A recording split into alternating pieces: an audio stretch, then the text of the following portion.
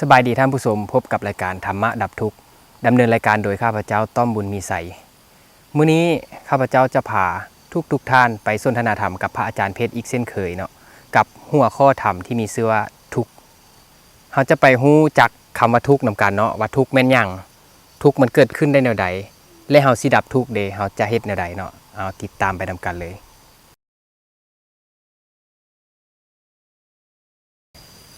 นมัสการพระอาจารย์มื้อนี้ข้าน้อยมีข้อธรรมอยากมาสนทนากับพระอาจารย์อยากมาถามเกี่ยวกับความทุกข์เนาะว่าทุกข์นี้แม่นหยัง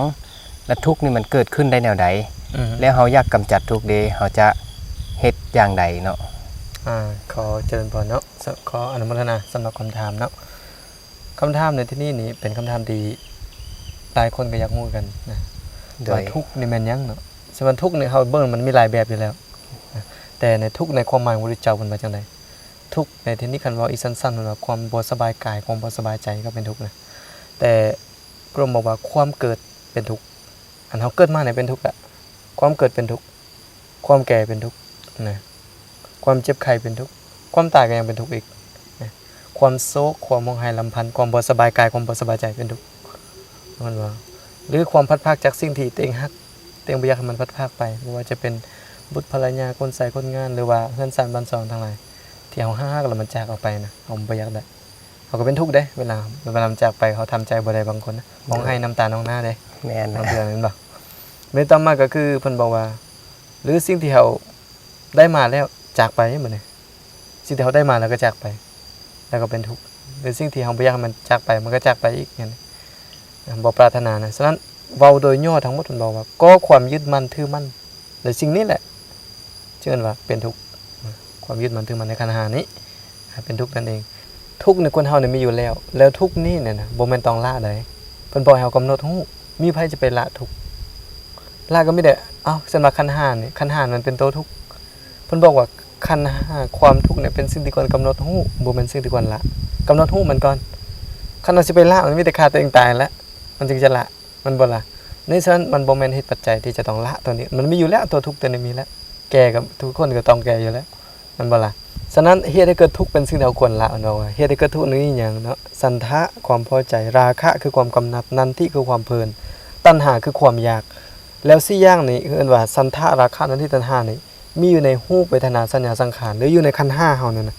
เพราะความยึดมั่นแล้วติดครองแล้วซึ่งสิ่งที่ว่ารูปเวทนาสัญญาสังขารวิญญาณนี้แล้วทั้งหมดนี่เขาว่าสัตว์ว่าผู้หลงหรือสิ่งที่หลงสิ่งที่มายึดติดแล้วการที่ยึดติดในสิ่งนี้ว่านี่แหละเป็นเหตุให้เกิดทุกข์คือ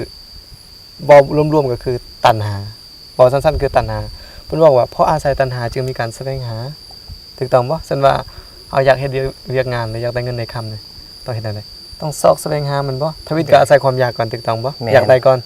เมื่ออยากได้แล้วจึงไปซอกแสวงหาอยากเฮ็ดงานทำนั่นมันเป็นทุกข์มาแล้วเมื่อซอกเฮ็ดเวียกเฮ็ดงานทำแล้วนะจึงได้มาเมื่อได้มาแล้วก็ต้องรักษามันเป็นทุกข์ได้บ่นี่ถูกต้องบ่มารักษามันแม่นเมื่อรักษาแล้วก็ปรงใจรักมันบ่อยากให้มันเพบ่อยากมันพังแล้วสำหรับโทรศัพท์อย่างทั้งหลายคอมอย่างทั้งหลายบ่อยากมันเพมันพังแล้วเมื่อได้มาแล้วก็จับอกจับใจแล้วก็ห่วงกันคนอื่นจะมาแตะบ่ได้ของเฮาได้นี่เห็นน่ะเป็นทุกข์อีกแล้วเห็นบ่อาศัยเหตุคือหยัง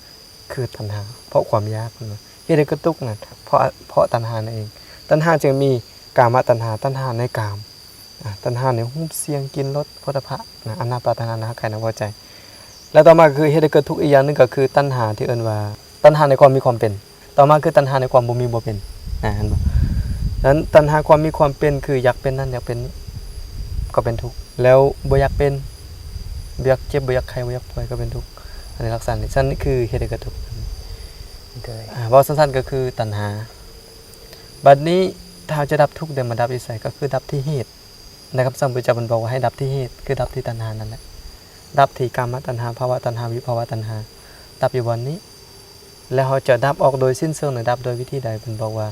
ให้เฮามีความเห็นถูกต้องเพิ่นว่าเห็นถูกต้องเห็นแบบใดเห็นว่าทุกข์เป็นอย่างนี้เหตุให้เกิดทุกข์เป็นอย่างนี้ความดับทุกข์เป็นอย่างนี้ทางออกจากทุกข์เป็นอย่างนี้เพิ่นบอกให้เห็นแบบนี้มันจึงจะออกได้แล้วต่อมาได้ให้ดำริถูกต้องดำริในการที่ออกจากกามได้ดำริในการบ่พยายามพลาดดำริในการบ่เบียดเบียนเห็นบ่ถ้าทางวาจาเด้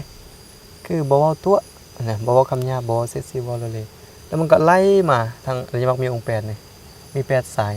ทั้งหมดแล้วเว้าสั้นๆเนี่ยเพิ่นบอกว่าให้เจริญศีลสมาธิปัญญาถ้าผู้ใดเจริญศีลสมาธิปัญญานี่สิว่าดับทุกข์ได้เบิดเลยนี่คือหัวข้อธรรมที่บอกได้ถามในจุดนี้อันนี้คือตอบประมาณนี้เนาะ โดยก็ขอขอบใจพระอาจารย์หลายๆเนาะที่ให้ข้อธรรมะดี เจริญ ๆ ให้ พ กับ ร ทุกๆคนได้เอาไปปรับใช้ในชีวิตประจำวันเพื่อจะหลุดพ้นออกจากความทุกข์เนาะขอขอบใจพระอาจารย์หลายๆ สาธุ เป็นจังไดท่านผู้ชมนี่ก็เป็นข้อธรรมดีๆ จากพระอาจารย์เพชรเพิ่นเนาะที่เพิ่นเมตตา